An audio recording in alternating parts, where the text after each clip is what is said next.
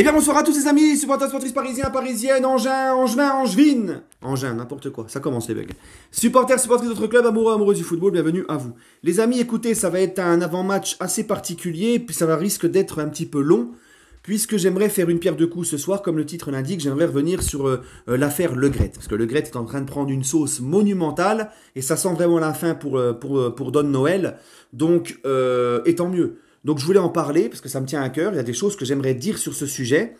Et puis surtout, vous avez été nombreux à me demander mon avis, donc je vais en parler, je vais faire une pierre deux coups. Donc restez bien jusqu'au bout.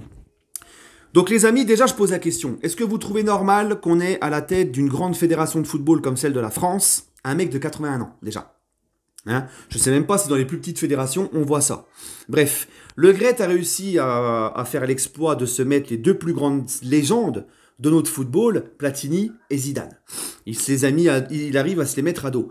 Alors qu'il n'aime pas Zidane, qu'il n'a pas d'affinité avec lui, qu'il préfère garder Deschamps pour X raisons, c'est son choix, on ne va pas débattre de ce choix-là aujourd'hui, c'est pas le sujet.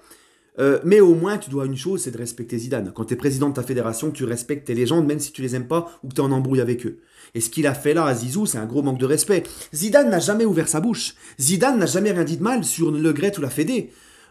Zidane, les gars, c'est un gars, il est dans son coin, sans histoire. Il a tellement apporté au football français. Finale de Coupe du Monde 98, champion du monde 98, son doublé en finale. L'Euro 2000. Après, il prend sa retraite internationale après l'Euro 2004. Il revient parce que l'équipe de France va mal. Il revient, il nous emmène, il est stratosphérique, il nous emmène en finale de Coupe du Monde 2006. Bon, même s'il y a ce coup de boule avec Materazzi, mais c'est un être humain, il craque. Moi, personnellement, t'insultes ma mère sur un terrain, je t'en mets une aussi. Bref, donc, il a tellement apporté Zidane sur un terrain de football que avec l'équipe de France, il a tellement apporté pour l'équipe de France qu'il y a un minimum de respect. Même si tu l'aimes pas, tu ne dis pas des choses comme j'en ai rien à secouer, et s'il m'appelle, je ne lui réponds même pas. Comme un vulgaire joueur lambda qui sert à rien, un vulgaire Sarabia. Tu vois? Donc non, franchement, c'est trop. Et Zidane, au-delà d'être un footballeur, une légende du football respecté partout dans le monde, parce qu'il n'y a pas qu'en France. Zidane, même à Barcelone, ennemi du Real Madrid, le Real Madrid où Zidane a quand même fait des choses extraordinaires en tant que joueur et en tant que coach où il a tout gagné, même à Barcelone, ennemi du Real, on le respecte, Zidane. Donc Zidane, c'est une légende du foot. Au-delà d'être une légende du football français, c'est une légende du football mondial. Et au-delà d'être une légende du football mondial, Zidane, c'est carrément une icône. C'est le patrimoine. C'est un patrimoine en France, Zidane. Il a fait partie pendant longtemps, et je pense qu'il en fait encore partie, des personnalités publiques françaises préférées des Français. Tu vois, Zidane, c'est le patrimoine, pas touche. Vous avez vu là ce que prend Le Gret dans la figure depuis qu'il a manqué de respect à Zidane. Les politiques s'en sont mêlés. La ministre des Sports, qui dit même que Macron est très déçu du comportement et pas content du comportement de Le Gret. Des anciens joueurs à la retraite, aussi des anciens champions du monde 98 qui ont pris la parole. Même Kylian Mbappé qui prend la parole. Des joueurs aussi actuels qui ont pris la parole. Des personnalités publiques, que ça soit dans les autres sports ou que ça soit même dans le cinéma ou la chanson, qu'ont tous dézingué sur Le Gret depuis qu'il a touché Zizou. C'est pour vous dire quand même à quel point Zizou est important dans ce pays et qu'il ne faut pas toucher à Zizou. Mais moi, ce que je regrette quand même malgré tout ça, ce que je regrette, c'est de ne pas avoir vu autant de positionnement, autant d'acharnement vers Le Gret quand il a fait quand même pire.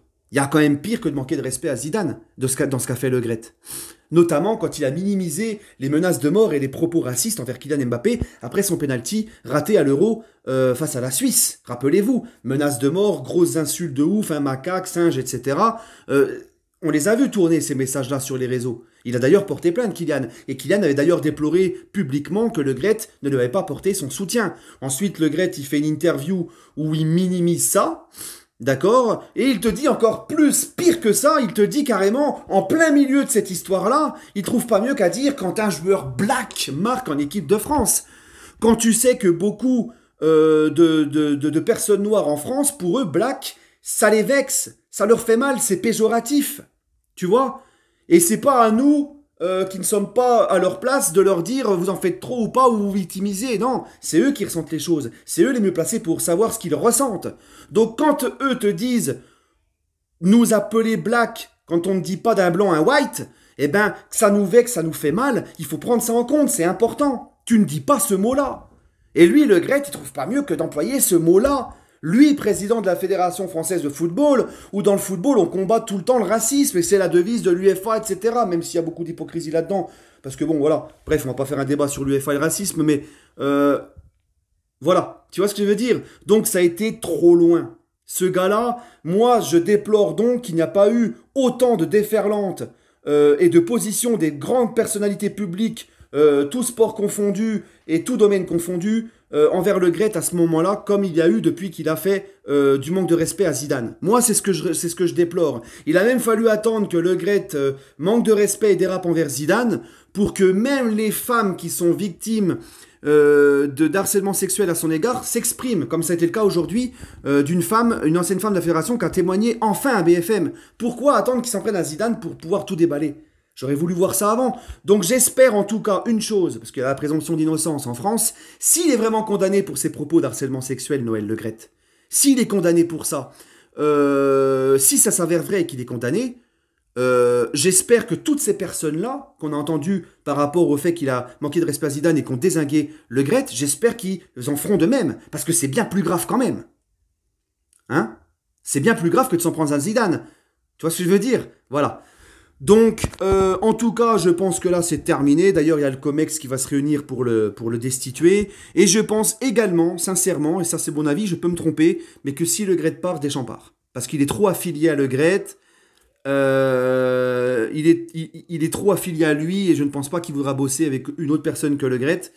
Voilà. Donc, et je pense que même Deschamps, ça a terni son image, cette histoire-là, parce que Le Gret lui dit lui-même dans l'interview avec Bartoli, il dit... d'ailleurs, il gêne pas pour dire à Bartoli, hein, tu m'appelles quand tu veux. Ça aussi, c'est hein, quand tu vois les accusations qui envers lui et que lui te sort ça, ça peut que donner de l'eau de l'eau au moulin. Mais bon, bref, on verra de toute façon dans cette histoire. Mais quand il dit à Bartoli, c'est moi et Didier qui réfléchissons sur qui sera mon successeur. Où est-ce que t'as vu ça, toi? Où est-ce que c'est au sélectionneur et au président actuel de la Fédération française de décider de qui sera son successeur? Normalement, c'est un vote. Donc c'est pour te dire à quel point c'est un système mafieux, ce système-là, et que Deschamps, ben, malheureusement, tu vois, quand il te dit ça, Le Gret, tu ne peux que penser que Deschamps, malgré le super bon sélectionneur que c'est, ben, qui tremble un petit peu dans ses magouilles aussi. Donc je pense sincèrement que si Le Gret part, Deschamps part. Moi, je pense que ce sera ça. Bref, on verra ce qui va se passer. Maintenant, l'avant-match PSG-Angers. Les amis, le PSG accueille demain au Parc des Princes Angers pour la 18e journée. Angers 20e de Ligue 1. Ils ont 7 points de retard sur le premier non relégable, parce qu'on sait que cette année, il y aura 4 relégables. 17 matchs, 2 victoires, 2 nuls, 13 défaites, 16 buts marqués, 13 buts encaissés. Angers reste en Ligue 1 sur 9 défaites consécutives. On va parler que des 5 derniers matchs d'Angers en Ligue 1. Monaco-Angers 2-0. Angers-Lens 2-1 pour Lens. Lille-Angers 1-0 pour Lille. Ajaccio-Angers 1-0 pour Ajaccio. Et Angers-Lorient... Ah, j'ai oublié de marquer le résultat. Bon, bref, Lorient a gagné à Angers aussi. Je crois 2-1. Donc voilà. Donc, Angers, les gars, reste sur 9 défaites consécutives. Mis à part à Strasbourg, ils ont gagné au tir au but en Coupe de France. Mais en Ligue 1, c'est 9 défaites consécutives. Ils sont bons derniers. Donc ils arrivent au Parc des Princes, sachant que là, on va le voir, mais Angers n'a jamais gagné dans son histoire au Parc des Princes, n'a jamais fait même match nul, ils ont toujours perdu. Les 5 dernières confrontations entre le PSG et Angers, 2017-2018, 2-1 pour le PSG, 2018-2019, 3-1 pour le PSG, 2019-2020, 4-0 pour Paris, 2020-2021, 6-1 pour Paris, et 2021-2022, 2-1 pour le Paris Saint-Germain. Angers n'a jamais ramené ne serait-ce qu'un seul point du Parc des Princes. Donc autant te dire que demain, on est largement favori. Hein, tu vois quand même pas le coup qu'on fasse un nul, ou pire encore une défaite contre Angers, après tout ce que je viens de vous citer là, au Parc des Princes. Surtout que là, ok, on a rebondi en Coupe de France, mais en Ligue 1, on reste sur une défaite à Lens, notre seule de la saison, où on a été vraiment... c'était médiocre. Là, on a la chance de retrouver Messi, Neymar. Bon, je ne sais pas, Neymar sera titulaire, je n'en sais rien. Mais au moins, on retrouve Messi, qui est très important dans le jeu. Il n'y aura pas Mbappé, il n'y aura pas Hakimi, mais en face, c'est quand même Angers. Je pense qu'Ekitike, ça peut le faire. Et on aura au moins Messi pour être dans le cœur du jeu et créer les brèches et être créateur du jeu. On sait à quel point il est important dans ce domaine. Et je pense quand même, malgré tout, que Neymar va démarrer titulaire. Voilà. Ensuite, tu essayes de faire le break le plus rapidement possible et tu le sors par précaution. Mais j'aimerais bien avoir les deux titulaires des mercredis. Il faut se rassurer, il faut s'imposer vite, il faut renouer avec la victoire. Voilà. C'est Angers, c'est au Parc, c'est le dernier. Au bout d'un moment, voilà. Donc j'attends demain d'un PSG parce que malgré tout, le Bayern de Munich, ça arrive très très très vite. Donc là, je veux voir un PSG qui met le bleu de chauffe. Je veux voir un PSG qui a envie de se rattraper du match à Lens. Donc voilà, j'ai aussi entendu des échos comme quoi Zaïre Emery pourrait débuter, ça serait une très bonne idée. Je pense que c'est ce genre de match de Ligue 1 là, face à des adversaires sans manquer de respect, mais vraiment beaucoup plus faibles que le PSG, qui sont vraiment à la traîne en bas du tableau, c'est le moment idéal pour lui donner un peu plus de temps de jeu et acquérir de l'expérience. C'est dans ces matchs-là qu'il faut les faire jouer ces gars-là.